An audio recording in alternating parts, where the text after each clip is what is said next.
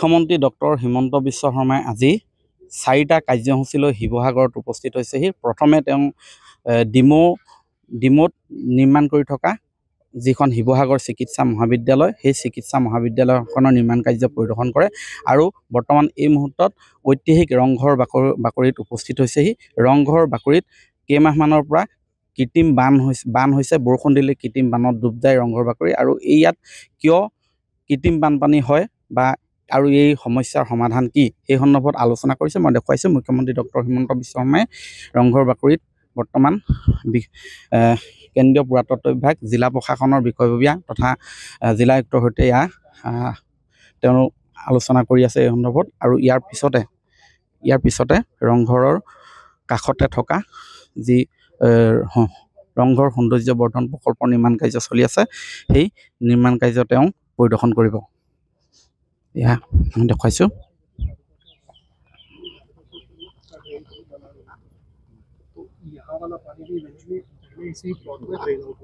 But since আমি ইয়াতে ল্যান্ডফিলিং কৰি দিছো, ল্যান্ডফিলিং কৰাৰ কাৰণে এতিয়া এই পানীৰ নিকাশিৰ ৰাস্তা নাই। So either we require a permanent drain here also.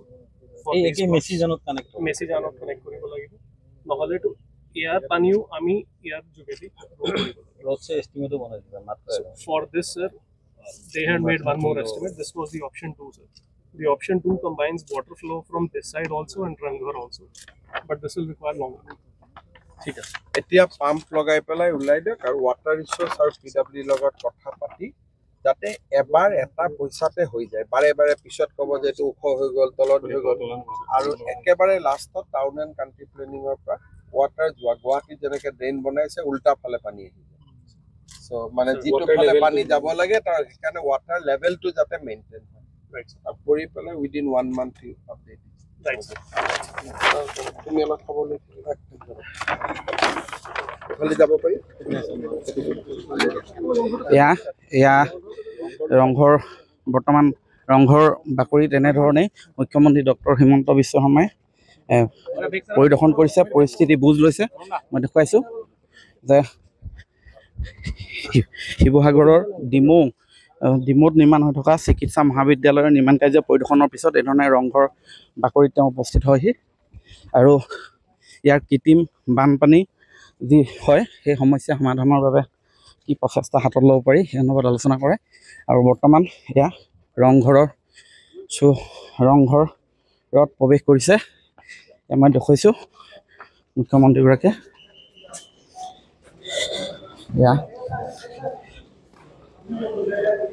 এয়া শিৱসাগৰৰ ৰংঘৰত মুখ্যমন্ত্ৰী কাম কৰিব খুজিছে নে কি?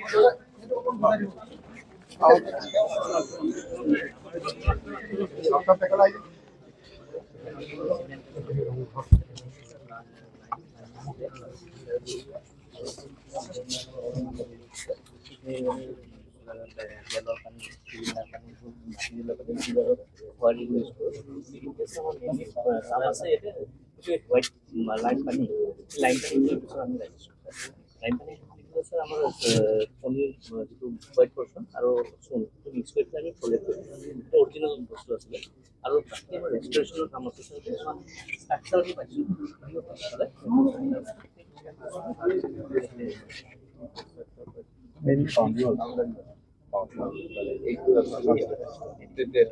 চাব পৰা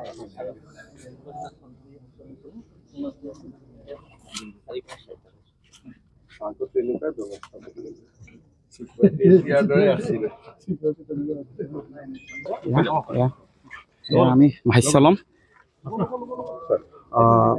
আমাৰ ৰংঘৰৰ সংলগ্ন যিটো আমি প্ৰকল্পৰ কাম হাতত লৈছিলোঁ তাক পৰ্যবেক্ষণ কৰাৰ বাবে আজি মই শিৱসাগৰলৈ আহিছিলোঁ।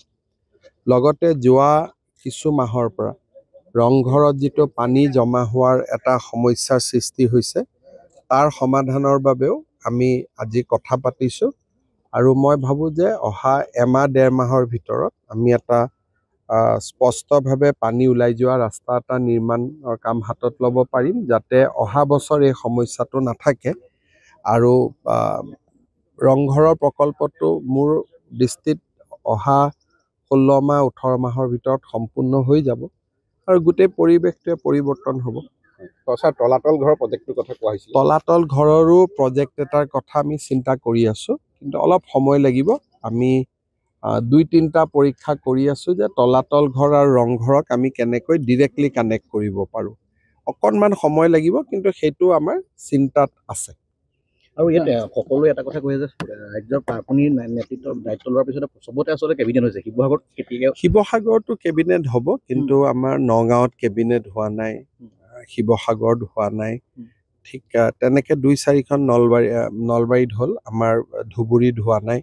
কেইবাখনো জিলাত, কাৰণ আমি বছৰত 4খন বা 3খন কেবিনেটে বাহিৰত কৰোঁ। এইবাৰো বানপানীৰ সময়ত আমি নকৰোঁ, বানপানীৰ পিছত 3খন জিলাত হ'ব, তাৰ ভিতৰত আমি চাম। সমজিলালৈ নিয়াৰ কথা ভাবিছে নেকি? নাই, সমজিলাত নিয়াটো সম্ভৱ নহয়, কাৰণ সমজিলা ইমান বেছি আছে, গতিকে আমাৰ জিলাই 35খন আছে, গতিকে সমজিলাত যোৱাটোতো মানে 5 বছৰত সম্ভৱ নহয়।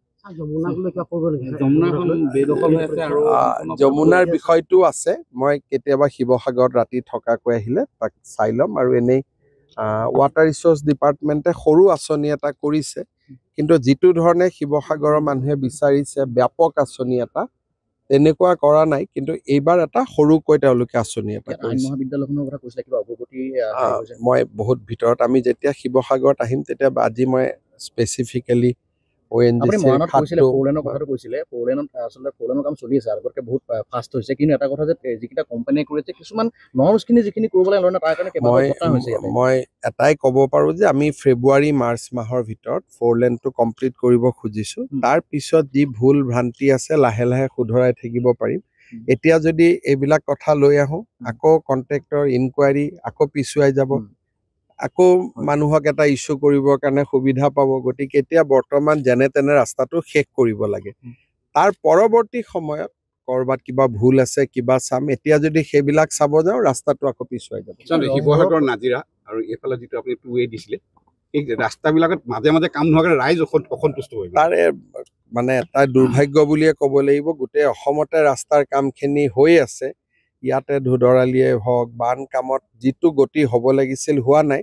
কিন্তু এইবাৰ নতুনকৈ আকৌ কণ্ট্ৰেক্টৰ দিয়া হৈছে, এইবাৰ হ'ব বুলি আশা কৰিছোঁ।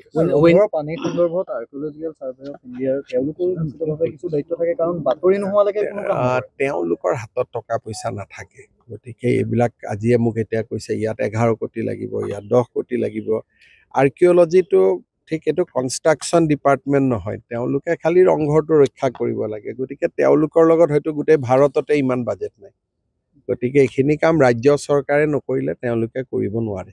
ONGC গোটেই বিষয়টো যেতিয়া আপুনি সোমালে তেতিয়াই ONGC আচলতে তৎপৰতাৰে কামখিনি নিষ্পত্তি কৰিলে। ONGC কিন্তু এতিয়াও বহুখিনি কাম কৰি আছে, যিবিলাক মানে অসম বিৰোধী কিছুমান কাম কৰি আছে। ONGCৰ গোটেই এটা বহল দৃষ্টিভংগীত কথা পাতিব লাগিব। আজি খালি মই অলপমান তেলৰ খাতটো যিটো গেছৰ খাত আছিল বন্ধ হৈছিল তাক চাওঁ, স্থানীয় মানুহখিনিৰ লগত কথা পাতোঁ। তাৰপিছত ONGCৰ জেনেৰেল কথাখিনিও আমি পাতিব লাগিব। আৰু মই এটা সময়ত ONGCৰ প্ৰস্তাৱো দিছিলোঁ যে ONGCটো ONGCয়ে নিজৰ এছেটখিনি অইল ইণ্ডিয়াক দিব লাগে বুলি। তেতিয়া অলপ শিৱসাগৰ মানুহেও আপত্তি কৰিলে যে নহয়, ONGC আছে, ONGCয়ে থাকক। কিছুমান ক্ষেত্ৰত কি হয়, এটা সময়ৰ পিছত অলপ চাৰ্জিকেল ষ্ট্ৰাইক লাগে, মেৰামতি কৰি থাকিলে নহয়, নতুন চিন্তা আহিব লাগে। সেইকাৰণে ইয়াৰ পিছত মই যেতিয়া শিৱসাগৰত থকাকৈ আহিম কথাখিনি পাতিম আপোনাৰ লগত। মুখ্যমন্ত্ৰী ডক্টৰ হিমন্ত বিশ্ব শৰ্মা ইতিমধ্যেই ৰংঘৰ বাকৰিৰ কৃত্ৰিম বানপানীৰ সমস্যা সমাধানৰ বাবে তেওঁ প্ৰচেষ্টা হাতত ল'ব। ইয়াৰ উপৰিও ৰংঘৰৰ সৌন্দৰ্য বৰ্ধনৰ কাৰণে প্ৰচেষ্টা হাতত ল'ব বুলি তেওঁ সদৰি কৰিছে। আপুনি বিচৰা বাতৰি পাব কেৱল নিউজ 18 এপত। নিউজ 18 এপ ডাউনলোড কৰিবলৈ স্কেন কৰক এই QR কোড। গুগল প্লে ষ্টৰতো পাব এই নিউজ 18 এপ।